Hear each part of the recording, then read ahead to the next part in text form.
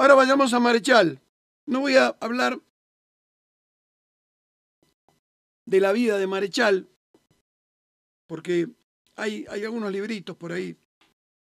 Este es uno de ellos, y hay otros por ahí donde nosotros ciframos la vida, la obra, la participación política de Marechal, sus compromisos, su familia.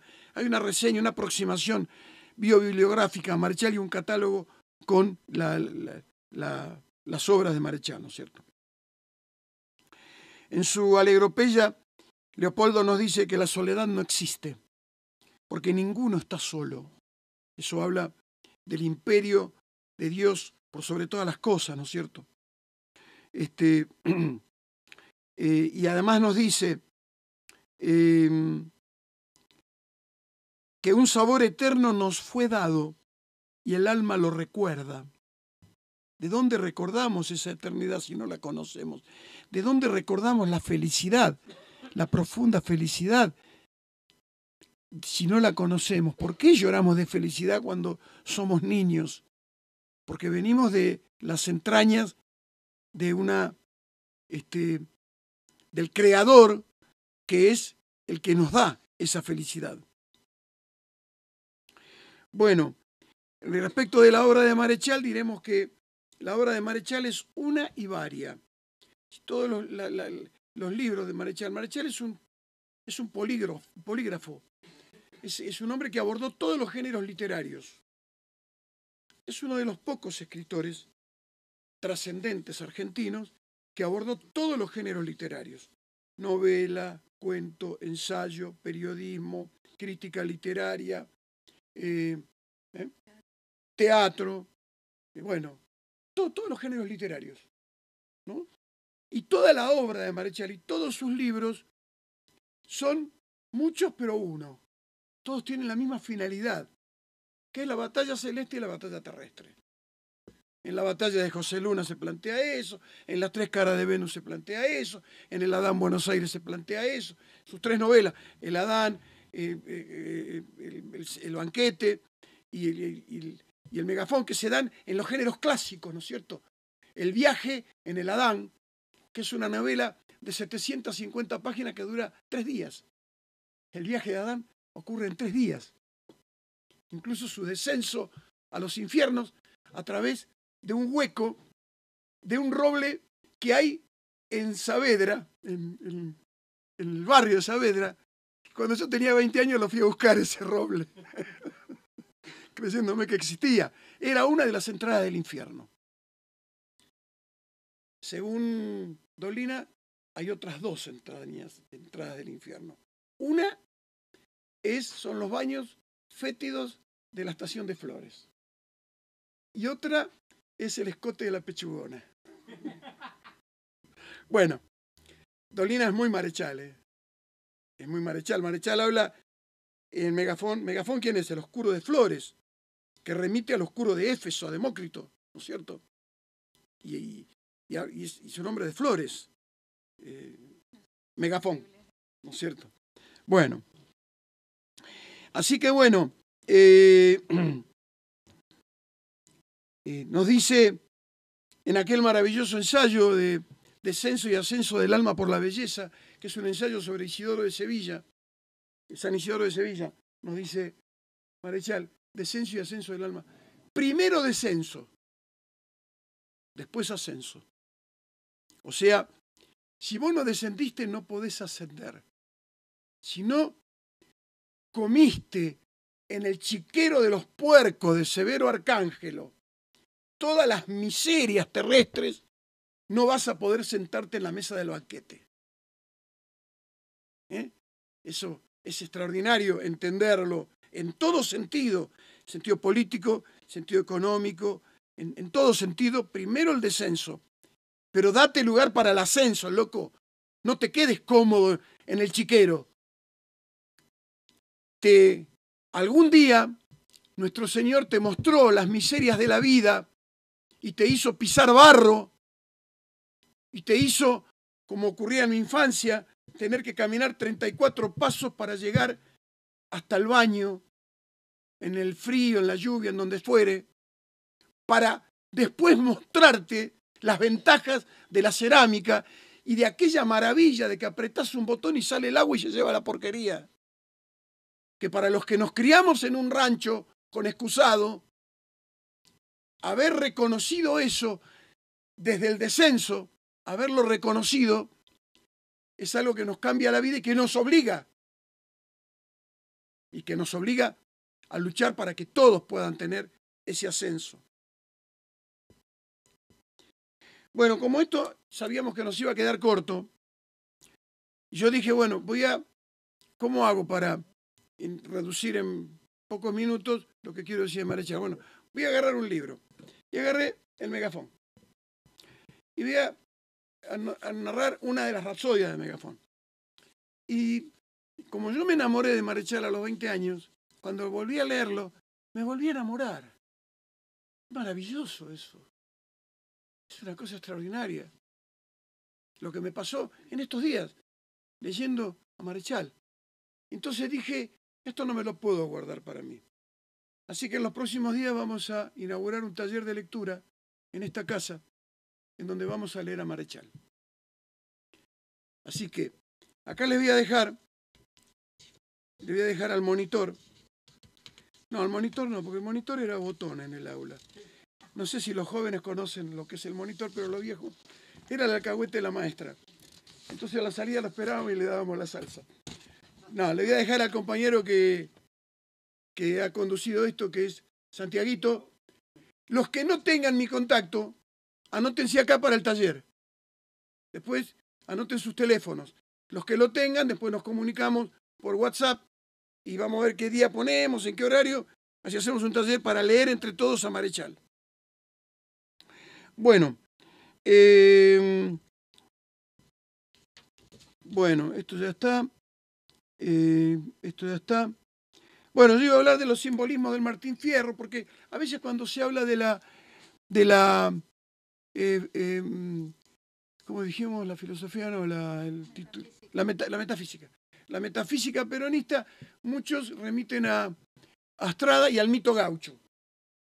Entonces yo iba a hablar en lugar de hablar del mito gaucho, ya que estamos con Marechal, hablemos de los simbolismos del Martín Fierro, que Santiago lo tiene impreso ahí, para que ustedes lo puedan comprar a precio de costo, creo que es una cosa muy barata, a la gorra, se la puedan llevar, porque es una conferencia que Marechal da en el año 55 y que sirve fundamentalmente para los que son docentes, para explicar el Martín Fierro.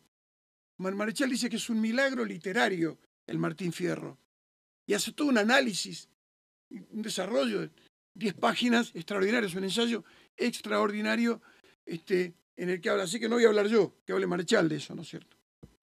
Bien. Bueno, yo punté algunos personajes, ¿no? En Adán aparece Scalabrini Ortiz, que es el petizo Bernini, ¿no? Que era boxeador, que era peleador, que era mal llevado. A mí me contó Elvia, la segunda esposa de Marechal, Elvia Amor, a la que él le dedica varios poemas, Elvia Rosbaco, me contó que un día iban caminando con Marechal por el centro y se cruzaron con Scalabrini y que Leopoldo le dijo, hola Raúl, ¿ahora estás a favor o en contra? Porque Scalabrini por momentos estaba muy enojado con el gobierno de Perón y por momentos se fanatizaba con el gobierno de Perón, ¿no es cierto? Bueno, Marechal lo incluye en el Adán Buenos Aires. En el cuaderno de tapas azules, que es el capítulo de amor del Adán Buenos Aires, con el seudónimo de Solveig Amundsen, él habla de Nora Lange, que era una escritora que vivió durante 10 años con Oliverio Girondo, después se casó con él, pero de la que todos estaban enamorados. Eso me lo dicen algunos que vivieron la época, como Castiñeira de Dios, como, bueno, ahora no me acuerdo de los nombres, como de María, y bueno, parece que Scalabrini también estaba, Marechal también estaba enamorado, porque el capítulo de amor, que es el cuaderno de las tapas azules, él se lo dedica a esta mujer, a Nora Lange, ¿no es cierto? Después otro personaje, Samuel Tesler. Samuel Tesler viene a ser Jacobo Fichmann, que es un filósofo y matemático que murió en el manicomio.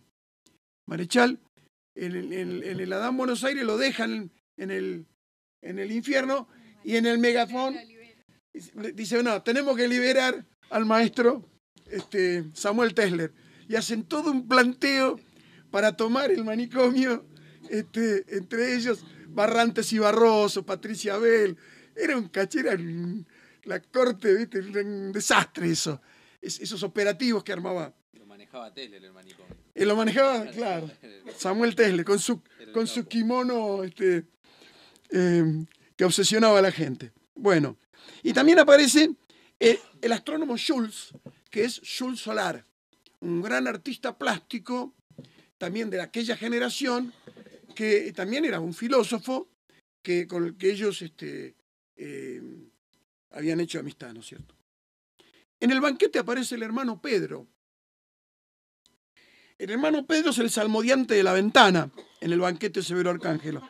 ¿Quién es el hermano Pedro? Es Pedro, el pastor Pedro Zuligoy, que tenía un templo evangelista acá en Ciudadela, en la calle Santa Juana de Arco. Por ahí está mi señora, ¿no? ¿Estás, Laura, ahí? Con Laura lo fuimos a buscar a ese templo. Lo teníamos que encontrar, en la pandemia creo que fuimos. Y lo encontramos. Porque cuando yo fui director de Cultura me vino a visitar Carlitos Velasco, que es el fulano con el que Marechal dialoga su autopsia de Creso. Carlos Velasco, que cuando uno le dijo, vos sos el que Marechal le dedicó la autopsia de Creso. No, no me la dedicó, la dialogó conmigo, dice Carlitos. Bueno, yo lo fui a buscar, a Carlitos tenía un puesto de revistas ahí en la feria de Primera Junta, y nos hicimos muy amigos, en un momento muy difícil para los dos, nos ayudamos mutuamente, y cuando yo asumí como director de Cultura en el año 2008, unos años después me vino a ver y me dijo, che, ¿por qué no ponemos una placa ahí en donde predicó Marechal? Y fuimos al templo pentecostal donde Marechal predicó. ¿Por qué predicó Marechal ahí? ¿Qué se hizo pentecostal? ¿Renunció al catolicismo? No. Elvia Rosbaco, su compañera, su amor, había quedado muy mal anímicamente y físicamente desde los fusilamientos de junio del 56. En la casa de Marechal, con Marechal, Juan José Valle escribió la proclama revolucionaria. Y ella había quedado muy mal desde aquel entonces.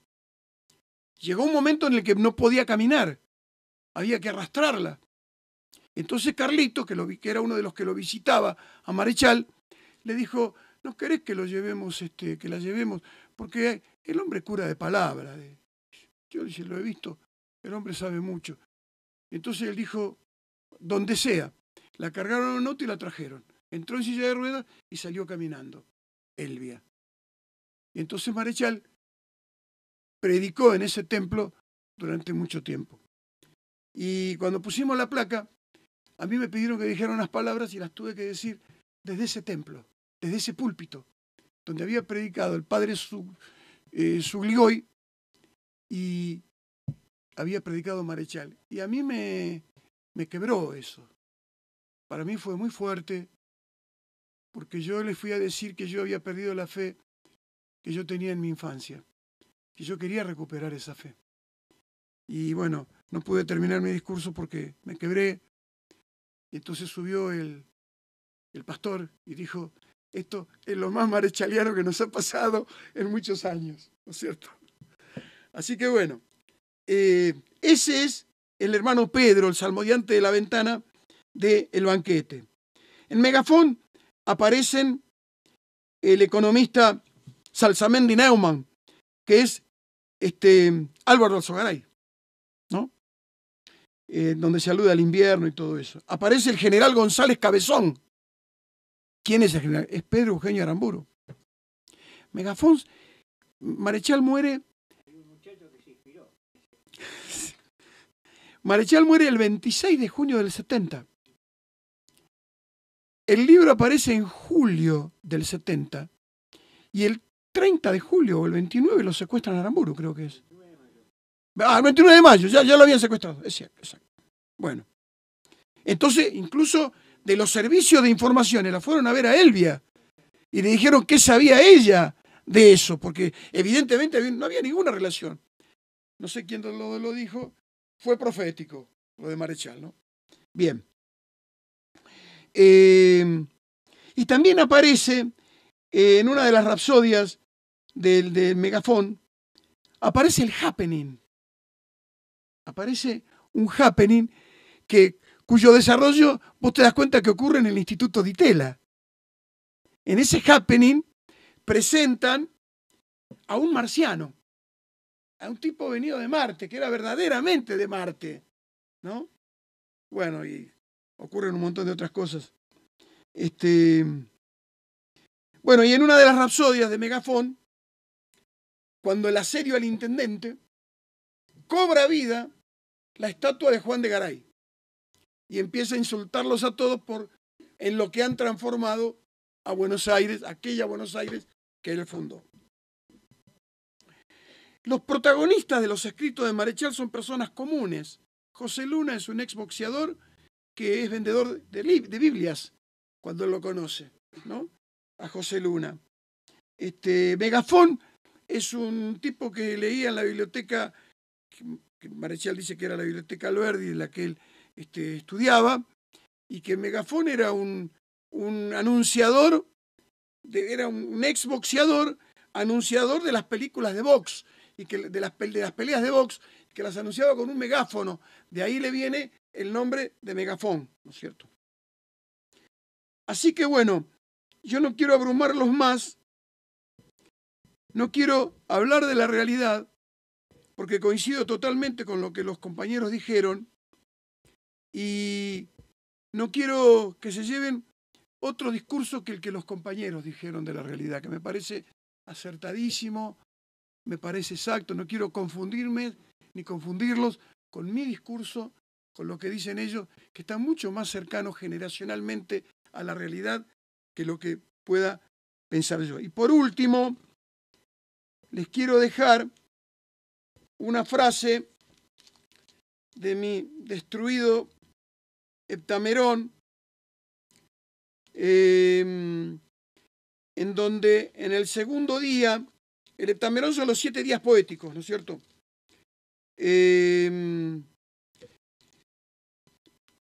Marechal escribe La Poética. La Poética ya había sido, este libro es del 66 creo, y ya había sido editada por un grupo de amigos. Los fieles de Marechal eran Fernando de María, a quien yo fui a visitar al Uruguay, Rafael Esquirru, que se negó a recibirme, y yo, por el portero eléctrico, le dije, usted no puede hacerle esto a mi generación, pero si usted no quiere hablar, no hable, voy a hablar yo por usted, y me fui. Y cuando hice media cuadra, bajó el tipo, estaba con unas botas de gaucho, y me dijo, usted zurra, así, venga. Me hizo pasar, y bueno, y ahí charlamos. Es decir, los fieles de él, que fueron aquellos en quien él deposita su testamento holográfico, la administración de su obra, son Fernando de María, que es un filósofo que tradujo a los griegos al español, Rafael Esquirru, José María Castiñeira de Dios y Elvia Rosbaco Marechal, ¿no es cierto? Y él, acá está, la Patriótica fue editada por ellos. Entonces él, en la Didáctica de la Patria, que es la segunda parte de la Patriótica, termina diciendo,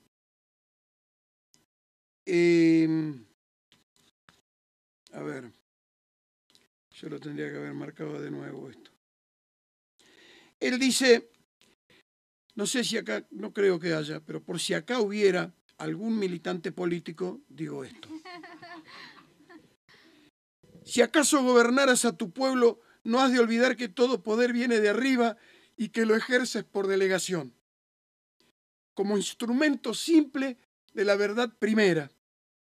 Joseph, el gobernante que lo ignora u olvida, se parece a un ladrón en sacrilegio que se va con el oro de una iglesia. Según la más antigua ley de la caridad, el superior dirige al inferior. Hasta los 9 coros angélicos reciben y cumplen esa norma del gobierno amoroso, y el ángel superior al de abajo se inclina para darle una luz que a su vez le fue dada. Todo buen gobernante lo será cuando a sus inferiores descienda por amor, y se haga un simulacro de aquel Padre Celeste que a toda criatura da el sustento y la ley. El gobernante que no asuma el gesto de la paternidad es ya un tirano de sus inferiores, aunque regale sus fotografías con muy dulces autógrafos. Y termina, no se las quiero leer todas, ya lo vamos a hacer en el taller, diciendo: preferiría yo, sin embargo, que tales pesos no recayeran en tus hombros. Es mejor construirse y apretarse uno mismo. Ya te hablé del pilar y la semilla.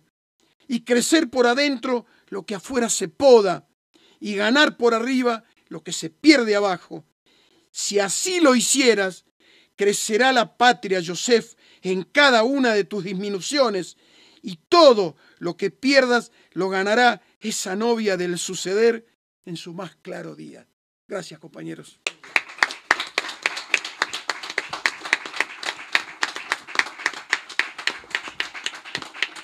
Bueno.